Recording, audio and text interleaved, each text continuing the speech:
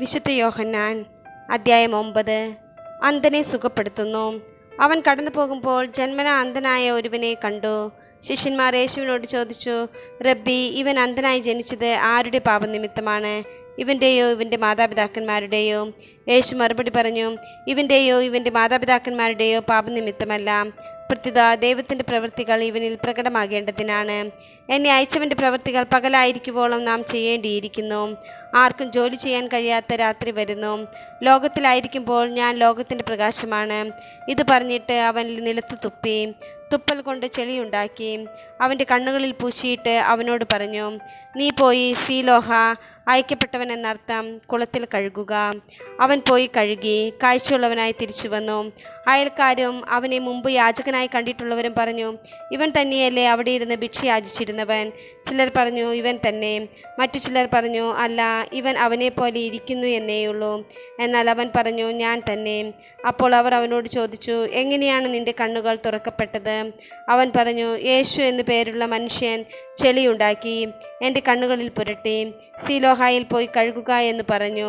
ഞാൻ പോയി കഴുകി, എനിക്ക് കാഴ്ച ലഭിച്ചു. എന്നിട്ട് അവൻ എവിടെ എന്ന് അവർ ചോദിച്ചു. എനിക്കറിഞ്ഞുകൂടാ എന്ന് അവൻ മറുപടി പറഞ്ഞു. മുമ്പ് അന്ധനായിരുന്ന അവനെ അവർ ഫരിസേയരുടെ അടുത്ത് കൊണ്ടുചെന്നു.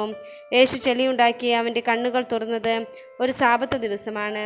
വീണ്ടും ഫരിസേയർ അവനോട് എങ്ങനെ അവന് കാഴ്ച ലഭിച്ചു എന്ന് ചോദിച്ചു. അവൻ പറഞ്ഞു, അവൻ എൻ്റെ കണ്ണുകളിൽ ചെളി പുരട്ടി, ഞാൻ കഴുകി, ഞാൻ കാണുകയും ചെയ്യുന്നു. ഫരിസേയരിൽ ചിലർ പറഞ്ഞു, ഈ മനുഷ്യൻ ദൈവത്തിൽ നിന്നുള്ളവനല്ല, എന്തെന്നാൽ അവൻ സാബത്ത് ആചരിക്കുന്നില്ല. എന്നാൽ മറ്റുള്ളവർ പറഞ്ഞു, പാപിയായ ഒരു മനുഷ്യന് എങ്ങനെ ഇത്തരം അടയാളങ്ങൾ പ്രവർത്തിക്കാൻ കഴിയും? അങ്ങനെ അവരുടെ ഇടയിൽ ഭിന്നതയുണ്ടായി. അപ്പോൾ ആ അന്ധനോട് വീണ്ടും അവർ ചോദിച്ചു, അവൻ നിന്റെ കണ്ണുകൾ തുറന്നല്ലോ, അവനെപ്പറ്റി നീ എന്ത് പറയുന്നു? അവൻ പറഞ്ഞു, അവൻ ഒരു പ്രവാചകനാണ്. അവൻ അന്ധനായിരുന്നെന്നും കാഴ്ച പ്രാപിച്ചെന്നും കാഴ്ച ലഭിച്ചവൻ്റെ മാതാപിതാക്കന്മാരെ വിളിച്ചു ചോദിക്കുവോളം യഹൂദർ വിശ്വസിച്ചില്ല. അവർ ചോദിച്ചു, അന്ധനായി ജനിച്ചു എന്ന് നിങ്ങൾ പറയുന്ന നിങ്ങളുടെ മകൻ ഇവനാണോ? ആണെങ്കിൽ എങ്ങനെയാണ് അവൻ ഇപ്പോൾ കാണുന്നത്? അവൻ്റെ മാതാപിതാക്കന്മാർ പറഞ്ഞു, അവൻ ഞങ്ങളുടെ മകനാണെന്നും അവൻ അന്ധനായി ജനിച്ചു എന്നും ഞങ്ങൾക്കറിയാം. എന്നാൽ ഇപ്പോൾ അവൻ എങ്ങനെ കാണുന്നു എന്നും അവൻ്റെ കണ്ണുകൾ ആര് തുറന്നു എന്നും ഞങ്ങൾക്കറിഞ്ഞുകൂടാ. അത് അവനോട് തന്നെ ചോദിക്കുവേൻ. അവന് പ്രായമായല്ലോ, തന്നെക്കുറിച്ച് അവൻ തന്നെ പറയും. അവൻ്റെ മാതാപിതാക്കന്മാർ ഇങ്ങനെ പറഞ്ഞത് യഹൂദരെ ഭയന്നിട്ടാണ്.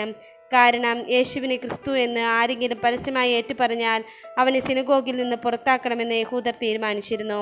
അതുകൊണ്ടാണ് അവൻ്റെ മാതാപിതാക്കന്മാർ അവന് പ്രായമായല്ലോ, അവനോട് തന്നെ ചോദിക്കുവിനെന്ന് പറഞ്ഞത്.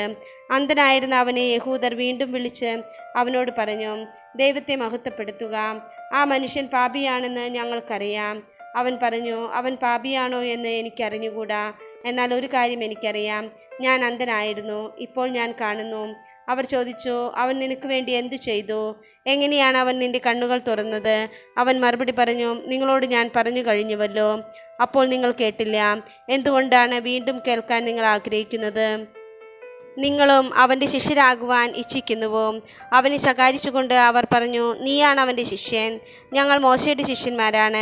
ദൈവം മോശയോട് സംസാരിച്ചുവെന്ന് ഞങ്ങൾക്കറിയാം, എന്നാൽ ഈ മനുഷ്യൻ എവിടെ നിന്നാണെന്ന് ഞങ്ങൾക്കറിഞ്ഞുകൂടാ. അവൻ മറുപടി പറഞ്ഞു, ഇത് വിചിത്രമായിരിക്കുന്നു. അവൻ എവിടെ നിന്നാണെന്ന് നിങ്ങൾ അറിയുന്നില്ല, എന്നാൽ അവൻ എൻ്റെ കണ്ണുകൾ തുറന്നു. ദൈവം പാപികളുടെ പ്രാർത്ഥന കേൾക്കുകയില്ലെന്ന് നമുക്കറിയാം, എന്നാൽ ദൈവത്തെ ആരാധിക്കുകയും അവൻ്റെ ഇഷ്ടം പ്രവർത്തിക്കുകയും ചെയ്യുന്നവൻ്റെ പ്രാർത്ഥന ദൈവം ശ്രവിക്കുന്നു. അന്ധനായി പിറന്ന ഒരു മനുഷ്യൻ്റെ കണ്ണ് ആരും തുറന്നതായി ലോകാരംഭം മുതൽ ഇന്നോളം കേട്ടിട്ടില്ല. ഈ മനുഷ്യൻ ദൈവത്തിൽ നിന്നുള്ളവനല്ലെങ്കിൽ ഒന്നും ചെയ്യാൻ അവന് കഴിയുമായിരുന്നില്ല. അപ്പോൾ അവർ പറഞ്ഞു, തികച്ചും പാപത്തിൽ പിറന്ന നീ ഞങ്ങളെ പഠിപ്പിക്കുന്നുവോ? അവർ അവനെ പുറത്താക്കി. ആത്മീയാന്ധത. അവർ അവനെ പുറത്താക്കിയെന്ന് യേശു കേട്ടു. അവനെ കണ്ടപ്പോൾ യേശു ചോദിച്ചു, മനുഷ്യപുത്രനിൽ നീ വിശ്വസിക്കുന്നുവോ? അവൻ ചോദിച്ചു, കർത്താവേ, ഞാൻ അവനിൽ വിശ്വസിക്കേണ്ടതിന് അവൻ ആരാണ്? യേശു പറഞ്ഞു, നീ അവനെ കണ്ടു കഴിഞ്ഞു, നിന്നോട് സംസാരിക്കുന്നവൻ തന്നെയാണ് അവൻ. കർത്താവേ, ഞാൻ വിശ്വസിക്കുന്നു എന്ന് പറഞ്ഞുകൊണ്ട് അവൻ യേശുവിനെ പ്രണമിച്ചു. യേശു പറഞ്ഞു, കാഴ്ചയില്ലാത്തവർ കാണുകയും കാഴ്ചയുള്ളവർ അന്ധരായി തീരുകയും ചെയ്യേണ്ടതിന് ന്യായവിധിക്കായിട്ടാണ് ഞാൻ ഈ ലോകത്തിലേക്ക് വന്നത്. അവൻ്റെ അടുത്തുണ്ടായിരുന്ന ഏതാനും ഫരിസേയർ ഇത് കേട്ട് അവനോട് ചോദിച്ചു, അപ്പോൾ ഞങ്ങളും അന്ധരാണോ? യേശു അവരോട് പറഞ്ഞു, അന്ധരായിരുന്നെങ്കിൽ നിങ്ങൾക്ക് പാപമുണ്ടാകുമായിരുന്നില്ല. എന്നാൽ ഞങ്ങൾ കാണുന്നു എന്ന് നിങ്ങൾ പറയുന്നു, അതുകൊണ്ട് നിങ്ങളിൽ പാപം നിലനിൽക്കുന്നു.